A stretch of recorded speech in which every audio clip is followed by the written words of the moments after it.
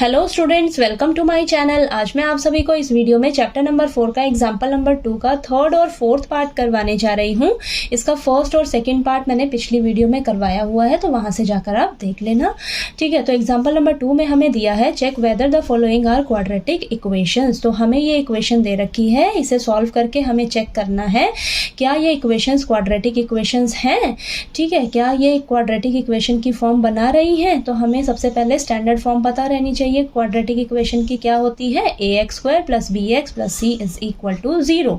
यानी कि आपका एक सिंगल वेरिएबल होना चाहिए और उस वेरिएबल की हाईएस्ट डिग्री क्या होनी चाहिए? 2 होनी चाहिए। ठीक है, तो वो क्या होगी आपकी क्वाड्रेटिक इक्वेशन। ठीक है, तो चलिए यहाँ पर अब इनको सॉल्व करते हैं। थर्ड क्वेश्चन में हमें दिया हुआ है x मल्टीप्लाई में 2x + 3 = x² + 1। ठीक है, तो इसको सॉल्व करते हैं। अब हम बाहर x है मल्टीप्लाई में, इसको एक बार 2x से मल्टीप्लाई कर देंगे और एक बार 3 से मल्टीप्लाई करेंगे। ठीक है, तो x को 2x से करेंगे तो हमारे पास आएगा 2x² प्लस का 3x और = x² + 1। ठीक है, अब हम क्या करेंगे, सभी को ना आप एक तरफ शिफ्ट कर लीजिए। तो इधर वाली टर्म्स को आप एज इट इज लिखिए 2x² + 3x और ये हो जाएगा माइनस का x² प्लस का x² है, इधर आकर माइनस का x² हो जाएगा और प्लस का 1 है, इधर आकर माइनस का 1 हो जाएगा। ठीक है, अब x² वाली टर्म्स को आप एक साथ लिख लीजिए। तो ये प्लस का 2x² माइनस का x² प्लस 3x माइनस 1 = 0। अब इन दोनों को हम सॉल्व करेंगे तो प्लस का 2x² है और माइनस का x² है, सॉल्व होकर आएगा हमारे पास x²। ठीक है, प्लस 3x माइनस 1 = 0।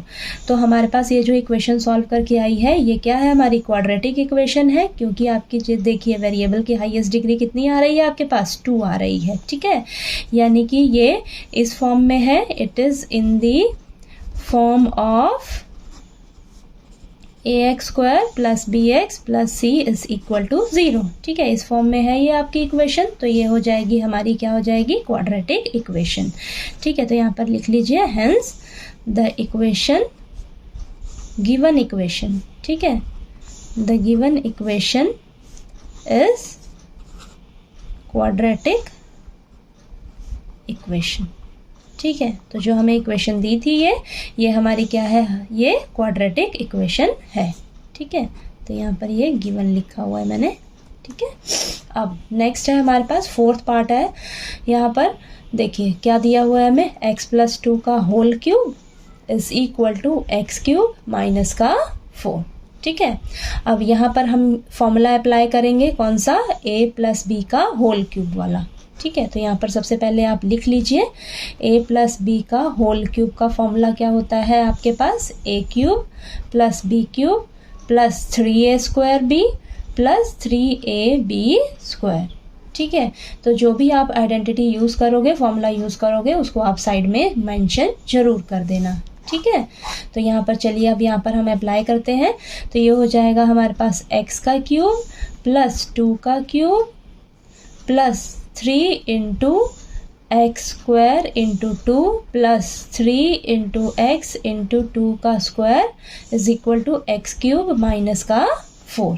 ठीक है, अब चलिए इसको सॉल्व करते हैं। x³ + 2 का क्यूब क्या हो जाएगा आपके पास? 2 × 2 = 4, 4 × 2 = 8।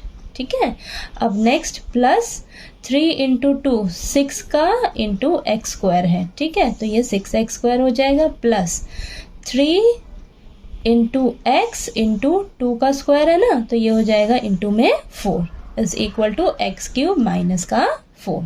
ठीक है, ये आ जाएगा हमारे पास x³ + 8 + 6x² plus 3 × 4 = 12x = x³ minus का 4।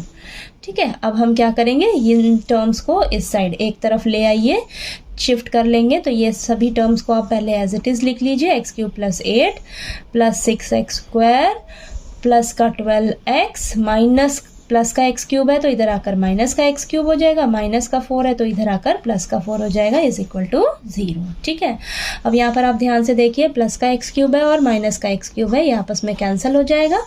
ठीक है, अब सबसे पहले हम क्या करेंगे, x² वाली टर्म लिख लेते हैं। ठीक है, तो ये हो जाएगी हमारी 6x²। फिर अब नेक्स्ट हम x वाली टर्म लिख लेते हैं, ठीक है। तो ये हो जाएगा हमारा प्लस का 12x। अब नेक्स्ट हमारे पास कांस्टेंट टर्म क्या है, 8 है और 4 है, तो इन दोनों को आपस में ऐड करेंगे तो हमारे पास 8 और 4 ऐड होकर आएगा 12 इज इक्वल टू 0। अब यहाँ पर देखिए मुझे ना 6 कॉमन दिख रहा है, तो मैं 6 कॉमन बाहर ले लेती हूँ, तो हमारे पास बचेगा अंदर x² plus 2x plus 2 is equal to 0। 6 हमारा मल्टीप्लाई में है, इस साइड डिवाइड में 0 के नीचे चला जाएगा तो 0 बन जाएगा वो, ठीक है। तो हमारे पास इक्वेशन क्या बचेगी, x² plus 2x plus 2 is equal to 0, ठीक है। अब देखिए हमारे पास ये जो इक्वेशन सॉल्व करके आई है, इसमें वेरिएबल की हाईएस्ट डिग्री कितनी मिल रही है, हमें 2 मिल रही है, तो यानी कि ये हमारी इक्वेशन क्या हो जाएगी, क्वाड्रेटिक इक्वेशन, ठीक है। तो यहाँ पर लिख लीजिए therefore the given equation is a quadratic equation, ठीक है। तो आपको ये एग्जाम्पल नंबर 2 जो है वो अच्छे से क्लियर हो गया होगा। कोई डाउट आया आपको कहीं भी तो प्लीज़ आप कमेंट करके पूछिएगा, और मेरा वीडियो अच्छा लगे तो प्लीज़ लाइक कीजिए, शेयर कीजिए और ज़्यादा से ज़्यादा सब्सक्राइब कीजिए मेरे चैनल को। Thank you so much.